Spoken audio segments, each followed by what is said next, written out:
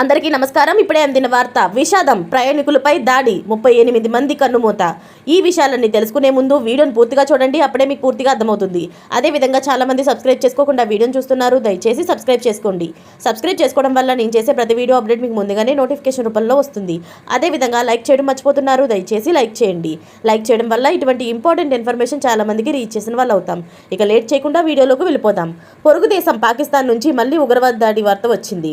వాయువ్య పాకిస్తాన్లోని గిరిజన ప్రాంతంలో గురువారం ప్రయాణికులు వ్యాన్పై తుపాకీ దాడిలో 38 మంది మరణించినట్లు చెబుతున్నారు. అలాగే పలువురు గాయపడినట్లు సమాచారం.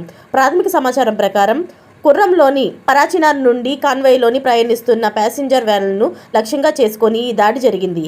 ఈ దాడిని ఖైబర్ పఖ్తుంఖ్వా చీఫ్ సెక్రటరీ నదీమ్ అస్లాం చౌదరి ధృవీకరించారు. ఆఫ్ఘనిస్తాన్ సరిహద్దుల్లో ఉన్న గిరిజన ప్రాంతంలో ఈ భూ వివాదంపై సాయుధ షియా సున్నీ ముస్లింల మధ్య దశాబ్దాలుగా ఉధృత పరిస్థితి ఉంది. ఈ ఘటనకు ఇప్పటి వరకు ఏ ఉగ్రవాద సంస్థ బాధ్యత వహించలేదు. పరాచినార్లోని స్థానిక నివాసి జియారత్ హుస్సేన్ వార్తా సంస్థ రైటర్స్తో ఫోన్లో మాట్లాడుతూ 2 ప్రయాణికుల వాహనాల కాన్వాయ్లు ఉన్నాయని, ఒకటి పేషావర్ నుండి పరాచినార్కు, మరొకటి పరాచినార్ నుండి పేషావర్కు ప్రయాణికులు తీసుకువెళ్తుండగా సాయుధ వ్యక్తులు కాల్పులు జరిపారని వెల్లడించారు. అయితే ఇందులో 38 మంది కన్నుమూశారని, పైన ఇంకా చాలా మందికి గాయాలైనట్లు తెలుస్తుంది. వాళ్ళ పరిస్థితి ఇప్పుడు విషమంగా ఉన్నట్లు తెలిసింది.